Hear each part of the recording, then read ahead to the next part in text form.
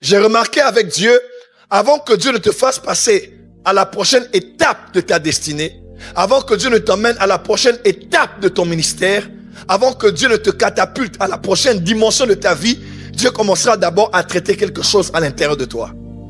Et parmi les choses qu'il va traiter, c'est ton système de pensée. Pourquoi? Parce qu'on ne verse pas le vin nouveau dans une vieille outre. Il dit que Dieu veut emmener quelque chose de nouveau dans ta vie. Mais Dieu regarde, il dit, si je mets quelque chose de nouveau avec un ancien système de pensée, c'est le système de pensée et la nouvelle chose que je ferai qui vont être détruites. Parce que Jésus a dit, si ça se passe ainsi, c'est l'outre qui va être rompue, n'est-ce pas? Et le vin va être renversé. Dieu veut faire avec toi quelque chose de nouveau en cette saison. Et qu'est-ce que Dieu fait? Dieu veut d'abord commencer à travailler l'intérieur de toi. C'est quand ton système de pensée change et qu'il précède ce qui va arriver. Donc par exemple, avant que Dieu ne t'emmène à te marier, il va commencer à te préparer intérieurement au mariage. C'est-à-dire, le système de pensée que tu as est prophétique. Parce qu'il préfigure ce que tu es prêt à recevoir. Tu n'as pas dit amen là-dessus. Je parle à quelqu'un, je disais, bientôt tu auras un travail. C'est un fils qui a une chasse. Je dis, bientôt tu auras un bon travail. Maintenant là, commence à te préparer déjà mentalement à te réveiller le matin, à ne plus rester au lit jusqu'à 10 heures. Quelqu'un me comprend? Commence déjà à te préparer mentalement à ce qui va arriver. Parce que tu es habitué à dormir, à te réveiller quand tu veux. Mais là, tu seras coincé par le temps. Se réveillant le matin, ne mangeant pas comme tu veux, plus de téléphone, plus d'être au coin de l'avenue, plus être longtemps au téléphone. Tout va changer. Et tu dois déjà te préparer mentalement dans ton système de pensée par rapport à ce qui va arriver. Sinon, il n'y a que ton corps qui va entrer dans une nouvelle saison, mais tes pensées seront ailleurs. Par exemple, la Bible déclare, ne réveille pas l'amour avant le temps. Tu sais pourquoi?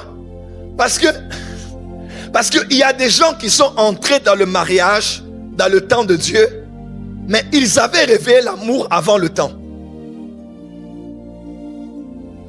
Et ils sont entrés dans le mariage, mais leur cœur est resté dans le passé. J'ai vu des femmes, 2025, c'est l'année pour elles de se marier. Elles se marient, mais avec un cœur en lambeaux. Alors que Dieu lui disait 2024, 23, 22, pas de relations. Mais elle a eu 5 relations qui ont brisé son cœur, qui ont mis son cœur en lambeaux. Quand le temps de Dieu arrive, un bon frère arrive, elle entre dans le mariage, l'homme excité, c'est le temps de Dieu, mais elle a un cœur qui ne va pas. Parce qu'elle a révélé l'amour avant le temps, quand Dieu disait, occupe-toi de tes études et concentre-toi sur tes entreprises. Quelqu'un me comprend? Est-ce que quelqu'un me comprend? Dis à ton voisin, tes pensées. Et j'ai aussi compris que quand Satan veut détruire quelqu'un, écoutez-moi, même quand on parle du péché, le péché commence d'abord dans les pensées. Voilà pourquoi la loi disait, celui qui fait ou ne fait pas a péché. Mais Jésus dit, moi je vous dis, ce n'est pas parce qu'un homme couche avec une femme qu'il a commis l'adultère. Moi je vous dis, si seulement un homme reste là, et que dans ses pensées, il a déjà convoité la femme, il a déjà commis l'adultère avec elle. Parce que la loi n'allait pas en profondeur dans la spiritualité. La loi parlait de l'acte. Mais Jésus parlait de l'origine des actes. Jésus dit, ce n'est pas ce qui entre dans le cœur de l'homme qui le souille. Mais c'est du cœur de l'homme que viennent les mauvaises pensées. Ce qui souille l'homme, c'est ce qui vient de l'intérieur. C'est pas quand quelqu'un dit, oh je sais d'ailleurs même que tu meurs. Excusez-moi. Quand quelqu'un prend un couteau et que tue son frère, mais celui qui est son frère est déjà meurtrier. Quelqu'un me comprend? Jésus est allé à l'origine. Jésus voulait seulement dire, ce qui pousse les hommes à faire, c'est leur système de pensée. Proverbe 27, verset 3, 23, verset 7. L'homme et telles sont les pensées de son âme. Ce que tu penses, c'est ce qui va forger ton caractère. Ton caractère, non, tu penses, va forger ce que tu fais. Ce que tu fais détermine ce que tu feras. Habitude. Habitude formera ton caractère. Caractère formera ta destinée.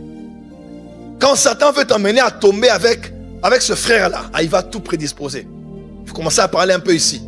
À chatter un peu là-bas. À une certaine heure, vous sentez un peu d'électricité entre vous. Personne ne te dira, oh, je n'ai pas compris, j'étais à l'hôtel et je suis tombé, je n'ai pas compris, tu m'as pas parlé.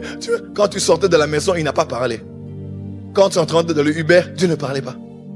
Quand tu arrives à l'hôtel, tu as regardé, Dieu n'a pas parlé. Quand tu as fait semblant de ne pas voir la réceptionniste, Dieu n'a pas parlé. Quand tu as pris l'ascenseur faisant semblant d'être au téléphone, Dieu n'a pas parlé.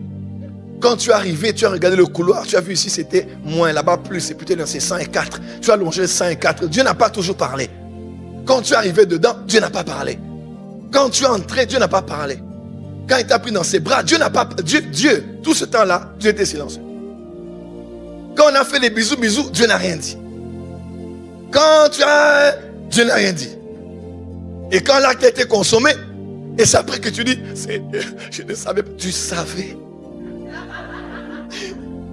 Dis à ton voisin, on le sait tous. Oui. Oui. Ça commence dans les pensées. Ça commence dans les... Quand Satan veut te ruiner, il va d'abord ruiner tes pensées. Tu sais, il y a une différence entre être pauvre et manquer de l'argent. J'ai aimé. C'est une parole de l'apôtre Jean Clément, Yamilai.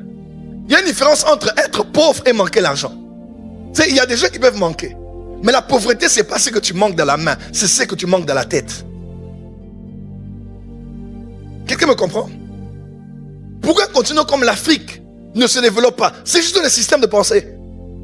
Pourquoi la plupart de nos nations n'arrivent pas à percer? Même dans les nations développées comme ça, il y a des gens qui vivent toujours, qui ne se sont jamais contextualisés. Il n'a pas de papier, il ne connaît pas la langue, il va jamais dans des malls, il est toujours là. Hein? Il vient du Mali, mais il vit à Paris comme s'il était à Bamako. Il vit à Paris, mais comme s'il était au Tchad, à Djamena. Il vit ici comme s'il était toujours en Martinique. C'est le système de pensée. On faisait rire quelqu'un un jour dans une réunion. On était en Côte d'Ivoire, on a dit, si on prend tous les Africains, on les déporte, on les emmène aux États-Unis d'Amérique. Et on prend tous les Américains, on les amène en Afrique. C'est pas insultant ce que je dis. Mais à un moment, il faut réfléchir. Je ne sais pas dans combien de temps, mais l'Afrique deviendra les États-Unis.